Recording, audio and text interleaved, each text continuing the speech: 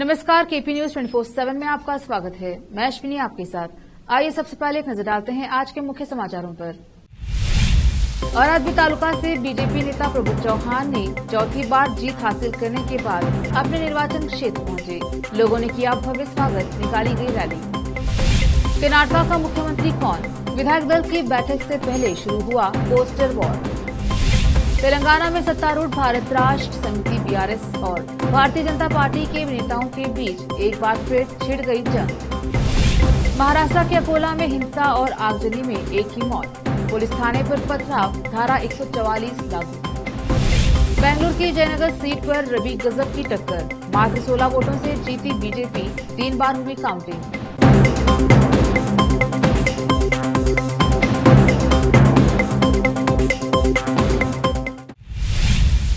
अब समाचार विस्तार से। बीदर जिले के औरादबी तालुके में बीजेपी नेता प्रभु बी चौहान ने चौथी बार जीत हासिल की है। वह अपनी शानदार जीत के बाद शनिवार को अपने विधानसभा क्षेत्र औराद पहुंचे। इस अवसर पर औराद तालुका की हजारों की संख्या में जनता ने उनका भव्य स्वागत किया और उन्हें बधाई दी गई और एपीएमसी क्रॉस से लेकर बस स्टॉप से होते हुए बसवेश्वर चौक, अमरेश्वर मंदिर जाकर दर्शन किया। इस अवसर पर प्रभु बी चौहान ने मीडिया से बात करते हुए औराद तालुके की सभी जनता को बधाई दी और सभी का धन्यवाद व्यक्त किया। विधायक प्रभु बी चौहान ने कहा कि औरादबी विधानसभा क्षेत्र से लगातार चौथी बार विधायक चुना जाना विकास कार्यों और कार्यकर्ताओं की जीत है। उन्होंने कहा कि मैंने विकास की नीयत से ही काम किया, लोगों ने मेरे काम का सम्मान किया है। औराद के देवता अमरेश्वर की कृपा और जनता के आशीर्वाद से मैं चौथी बार विधायक के रूप में निर्वाचित हुआ हूँ। इस अवसर पर बीजेपी तालुका अध्यक्ष राम शेट्टी पन्नाले, वसंत वकील बिरादार, मारुति चौहान, प्रतीक, प्रभु बी चौहान, सचिन राठौर, सागर पाटिल कोल्लूर, राजू पोकलवार, सूर्यकांत अलमाजे, बालाजी नरोटे, सूर्यकांत खेलगे कोल्लूर, संतोष पोकलवार, एमडी सलाउद्दीन और बीजेपी के सभी नेताओं कार्यकर्ता जीत की रैली में उपस्थित रहे। और आज से केपी न्यूज के संवाददाता अलीम पाशा की रिपोर्ट।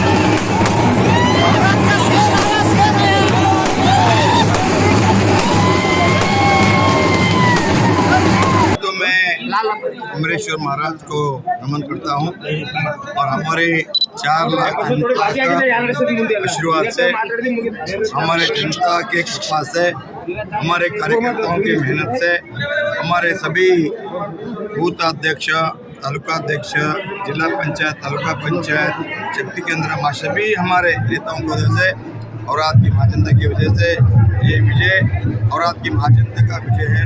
ये विजय हमारे कार्यकर्ताओं का विजय है। ये विजय विकास का विजय है। इसलिए मैं सभी को अभिनंदन करता हूँ। मैं कोटि कोटि प्रणाम करता हूँ की मेरी महाजनता। सर, यावेळेस तुम्हाला खूप विरोध झाला, विरोधकांनी तर तुमचा मुंबईचा तिकीट काढून ठेवलेला आहे, तुम्ही काय सांगणार आहे त्यांच्या संदर्भात? मैंने कहा मेरा ये चुनाव कांग्रेस वर्सेस बीजेपी नहीं था, ये चुनाव बीजेपी वर्सेस भगवत गोपा था। शनिवार को कर्नाटक विधानसभा चुनाव के परिणाम घोषित किए गए। भाल्की से कांग्रेस नेता ईश्वर खंड्रे ने हर बार की तरह इस बार भी शानदार जीत हासिल की। चुनाव के परिणाम की घोषणा होने और ईश्वर खंड्रे की जीत के उनके समर्थक व पार्टी कार्यकर्ता बीदर से भाल्की तक रोड पर लोग अभिनंदन करने के लिए देर रात तक खड़े रहे। ईश्वर खंड्रे जैसे ही भाल्की पहुंचे, भाल्की में लोगों ने पटाखे फोड़े और भव्य स्वागत किया। इस अवसर पर भाल्की के सभी धर्म के लोगों ने ईश्वर खंड्रे का स्वागत किया। मारवाड़ी समाज, मराठा समाज, लिंगायत समाज, SC ST, ईसाई लोगों ने उनका स्वागत किया। यहाँ पर त्योहार जैसा माहौल दिख रहा था। भाल्की से केपी न्यूज के संवाददाता सैम्यूल की रिपोर्ट।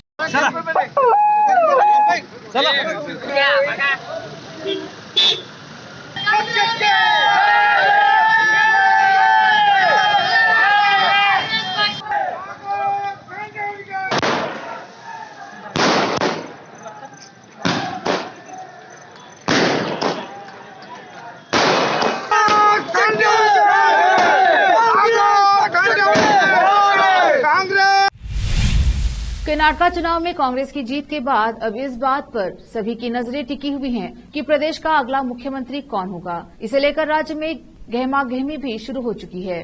इसी कड़ी में बेंगलुरु से कर्नाटक कांग्रेस के वरिष्ठ नेता सिद्धरामैया के आवास के बाहर पोस्टर लगाए गए हैं, जिनमें उन्हें कर्नाटक का अगला सीएम बताया गया है। वहीं डीके शिव कुमार के आवास के बाहर भी पोस्टर लगाए गए हैं, जिनमें उन्हें राज्य का सीएम बताया गया है। कांग्रेस के कार्यकारी अध्यक्ष रामलिंगा रेड्डी ने कहा कि सभी लोगों की महत्वाकांक्षाएं होती हैं, न सिर्फ डीके शिव कुमार और सिद्धरामैया ही नहीं बल्कि एमबी पाटिल और जी परमेश्वरन की भी ये इच्छा है, लेकिन सीएम केवल एक बन सकता है और इसका चयन पार्टी हाईकमान और विधायक करेंगे। मुझे मंत्री पद मिलेगा। कर्नाटक विधानसभा चुनाव में कांग्रेस की प्रचंड जीत के बाद राज्य में मुख्यमंत्री कौन बनेगा, इस पर आज कांग्रेस की अहम बैठक में फैसला होगा। कांग्रेस ने इस मुद्दे पर विचार करने के लिए आज शाम 6 बजे बेंगलुरु के शांग्रीला होटल में बैठक बुलाई है। कांग्रेस विधायक दल द्वारा एक प्रस्ताव पारित किए जाने की उम्मीद है, जो कांग्रेस के राष्ट्रीय अध्यक्ष को मुख्यमंत्री चुनने का फैसला करने के लिए छोड़ देगा। डीके शिव कुमार और पूर्व मुख्यमंत्री और विधानसभा में विपक्ष के नेता सिद्धरामैया दोनों शीर्ष नेता इस पद के दावेदार हैं। अगर मामले का समाधान सहमति से नहीं हुआ तो पार्टी के भीतर अप्रिय गतिरोध की आशंका बढ़ सकती है। बेंगलुरु की जयनगर विधानसभा सीट पर भाजपा उम्मीदवार सीके राममूर्ति ने शनिवार को अपनी निकटतम प्रतिद्वंदी कांग्रेस की सौम्या रेड्डी को 16 मतों के मामूली अंतर से मात दी। अधिकारियों ने यह जानकारी दी। राज्य सूचना विभाग के एक अधिकारी ने एक बयान में कहा, जयनगर में एसएसएमआरवी कॉलेज के मतगणना केंद्र में अधिकारियों ने देर रात नतीजों की घोषणा की। क्योंकि जीत का अंतर बहुत कम था, ऐसे में राममूर्ति ने मतों की पुनर्गणना की मांग की थी। जयनगर में आरवी इंस्टीट्यूट ऑफ मैनेजमेंट परिसर में उस वक्त तनाव व्याप्त हो गया, जब कांग्रेस के प्रदेश अध्यक्ष डीके शिव कुमार के साथ साथ राज्य इकाई के कार्यकारी अध्यक्ष और सौम्या रेड्डी के पिता रामलिंगा रेड्डी समेत कई अन्य नेता मतगणना केंद्र के बाहर प्रदर्शन के लिए पहुंच गए। उन्होंने राममूर्ति को फायदा पहुंचाने के लिए सरकारी तंत्र के दुरुपयोग का आरोप लगाया। चुनाव अधिकारियों ने 16 मतों के मामूली अंतर से राममूर्ति को विजेता घोषित किया। वक्त एक छोटे से ब्रेक का, रुकते हैं छोटे से ब्रेक के लिए।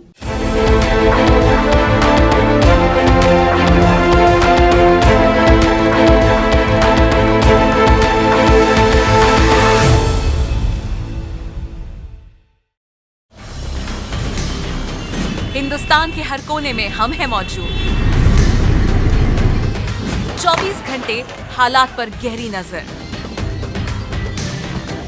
खबरों से जुड़े चुपते सवालात और आपको दिखाता है धार्मिक, सामाजिक, राजनीतिक, लोकल और इंटरनेशनल न्यूज की सबसे बेहतर कवरेज, जो आपको रखती है हर पल बाखबर। देश और दुनिया भर की खबर के लिए देखते रहें केपी न्यूज 24/7। ब्रेक के बाद स्वागत है आपका। देखते हैं आगे के समाचार। कर्नाटक में हुए विधानसभा चुनाव के नतीजे आ चुके हैं। कांग्रेस पार्टी ने बहुमत का जादुई आंकड़ा पार कर लिया है। इस बार के चुनाव में कई दिग्गजों को हार का सामना भी करना पड़ा है, जिनमें कर्नाटक के शिक्षा मंत्री और भाजपा नेता बीसी नागेश भी शामिल हैं। तुमकुर जिले के तिपटूर विधानसभा क्षेत्र से बीसी नागेश को हार का सामना करना पड़ा है। साल 2022 में बीसी नागेश ने ही प्रदेश के शैक्षणिक संस्थानों में हिजाब प्रतिबंध लागू किया था और फिर बाद में मुसलमानों के आर्थिक बहिष्कार की भी अपील की थी। हालांकि इन सबके बीच भाजपा अपने गढ़ उडुपी को बचाने में सफल रही, जहां उसने 5 सीट पर जीत हासिल की है। बता दें कि उडुपी हिजाब विवाद का केंद्र रहा था। उडुपी में इस बार भाजपा ने रघुपति भट्ट का टिकट काटकर यशपाल सुवर्णा को टिकट दिया था। सुवर्णा उस कॉलेज के वाइस चेयरमैन थे जिसने लड़कियों को क्लास में हिजाब पहनकर एंट्री करने पर रोक लगा दी थी। वहीं दक्षिण कर्नाटक जिले के मुडबिद्री निर्वाचन क्षेत्र में हिंदू मंदिरों के बाद मुस्लिम व्यापारियों को दुकान लगाने पर रोक लगा दी गई थी। यहां भाजपा उम्मीदवार उमानाथ कोटियन ने कांग्रेस प्रत्याशी को करीब 22,000 मतों से हराया है। तेलंगाना में सत्तारूढ़ भारत राष्ट्र समिति बीआरएस और भारतीय जनता पार्टी बीजेपी के नेताओं के बीच एक बार फिर जंग छिड़ गया है। बीआरएस ने भाजपा नेताओं के खिलाफ अनुचित टिप्पणी वाले बैनर लगाने के आरोप में प्राथमिकी दर्ज करवाई है। बता दें कि इस बैनर पर लिखा था कि बीआरएस विधायक मोहम्मद शकील आमिर लापता हैं। आमिर निजामाबाद जिले के बोधन विधानसभा क्षेत्र से विधायक हैं। इस बार बीआरएस नेता भड़क गए और सारे बैनर फाड़ दिए। साथ ही पुलिस से आरोपी भाजपा नेताओं के खिलाफ कड़ी कार्यवाही की मांग की है। शिकायत में कहा गया है कि कुछ अज्ञात भाजपा नेताओं ने एड़ापल्ली में बीआरएस विधायक शकील पर अनुचित टिप्पणी करने वाले बैनर लगाए हैं। इस पर कड़ी कानूनी कार्यवाही की जाए। तेलंगाना के जगित्याल जिले में एक दुल्हन शादी हॉल से परीक्षा देने परीक्षा केंद्र पहुंची। यह खबर जगित्याल जिले की है। कोटला इबगुट्टा निवासी सैलू पुत्री पद्मावती निजी डिग्री कॉलेज में बीएससी द्वितीय वर्ष कर रही है। फिलहाल चौथे सेमेस्टर की परीक्षा चल रही है। पद्मावती का विवाह रंगारेड्डी जिले के शमशाबाद के राजू से हुआ। विवाह के दिन विवाह की रस्म शीघ्र संपन्न कराने के तुरंत बाद नवविवाहित जोड़ा परीक्षा केंद्र पहुंचा। दोपहर 2 बजे से शाम 5 बजे तक पद्मावती ने रसायन शास्त्र की परीक्षा लिखी। महाराष्ट्र के अकोला के ओल्ड सिटी थाना क्षेत्र में शनिवार शाम मामूली विवाद को लेकर 2 गुटों के बीच हुई झड़प हिंसक हो गई, जिसमें एक व्यक्ति की मौत हो गई, वहीं 3 लोग घायल हुए हैं। एक वीडियो में कथित तौर पर 2 समूहों को पथराव करते और सड़कों पर हंगामा करते हुए देखा गया है। पुलिस ने कहा कि भीड़ ने कुछ वाहनों को भी क्षतिग्रस्त कर दिया है। रिपोर्ट के मुताबिक हिंसक घटना के बाद भारी भीड़ ने ओल्ड सिटी पुलिस स्टेशन के बाहर मार्च निकाला। सूत्रों ने कहा कि भीड़ ने इलाके में कुछ वाहनों को क्षतिग्रस्त कर दिया और स्थिति को नियंत्रण में लाने के लिए पुलिस को बल प्रयोग करना पड़ा। अकोला के एसपी संदीप घुगे ने सुनिश्चित किया कि फिलहाल स्थिति नियंत्रण में है। उन्होंने कहा, जिला कलेक्टर के आदेश पर अकोला शहर में धारा 144 निषेधाज्ञा लागू कर दी गई है। झड़प के पीछे की वजह फिलहाल साफ नहीं हो पाई है। प्राप्त जानकारी के मुताबिक महाराष्ट्र अकोला में शनिवार की शाम को इंस्टाग्राम पर विवादित पोस्ट कर दी गई। इसके कारण कई लोग एकत्रित होकर पुलिस थाने पहुंचे और शिकायत दर्ज करवाई। हिमाचल की प्रदेश कांग्रेस अध्यक्ष एवं सांसद प्रतिभा सिंह ने कर्नाटक में कांग्रेस की शानदार जीत पर खुशी व्यक्त की है। उन्होंने कांग्रेस के राष्ट्रीय नेतृत्व मल्लिकार्जुन खड़गे, सोनिया गांधी, राहुल गांधी और प्रियंका गांधी सहित सभी नेताओं को बधाई दी है। उन्होंने कहा कि कर्नाटक की जीत ने पार्टी कार्यकर्ताओं का मनोबल बढ़ाया है। देश के अन्य राज्यों में भी कांग्रेस अपनी जीत का परचम लहराएगी। प्रतिभा ने कर्नाटक विधानसभा चुनाव परिणामों पर अपनी प्रतिक्रिया देते हुए कहा कि लोगों ने भाजपा की ध्रुवीकरण की राजनीति को पूरी तरह से ठुकरा दिया है। हिमाचल के बाद कर्नाटक में कांग्रेस की शानदार जीत से साबित हो गया है कि देश में भाजपा के खिलाफ हवा चल पड़ी है। वक्त एक और छोटे से ब्रेक का, लौटेंगे ब्रेक के बाद।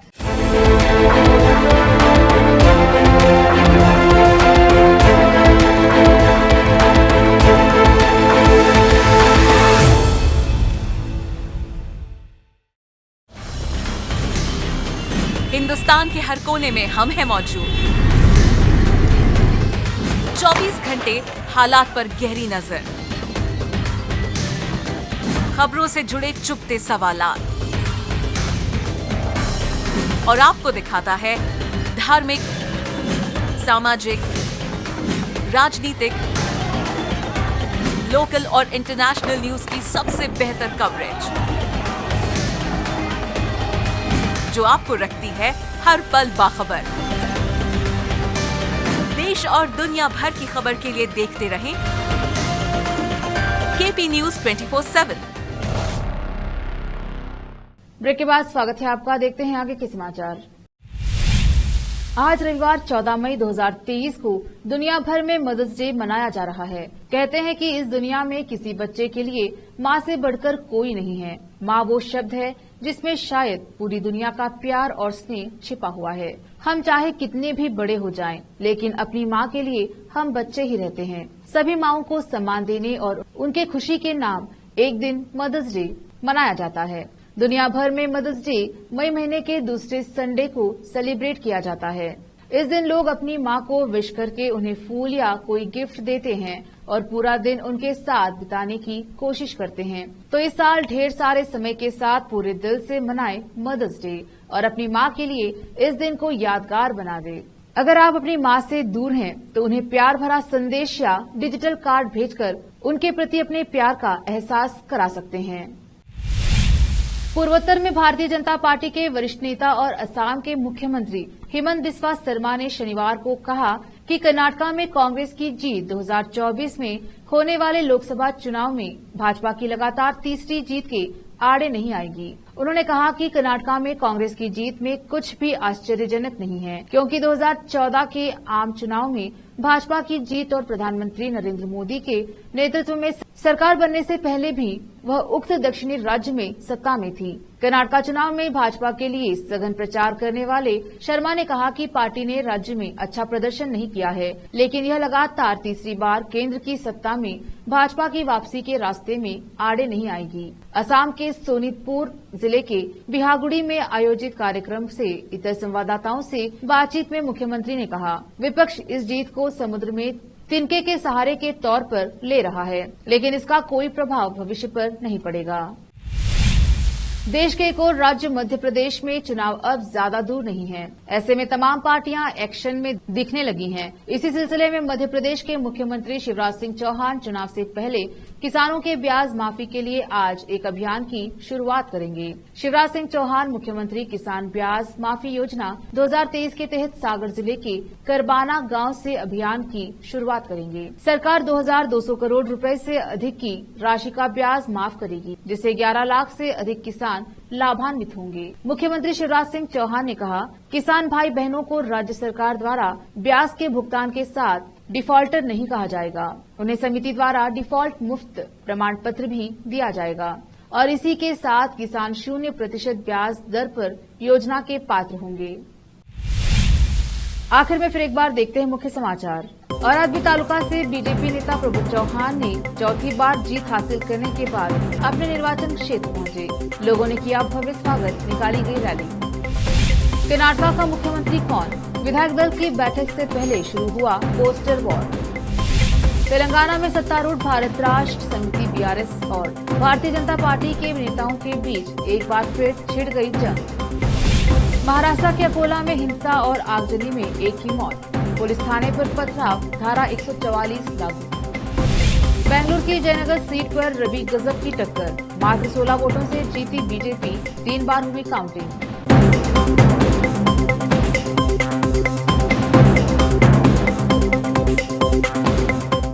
केपी न्यूज में अब तक के लिए इतना ही। देश प्रदेश के समाचारों के लिए देखते रहिए केपी न्यूज 24/7। धन्यवाद।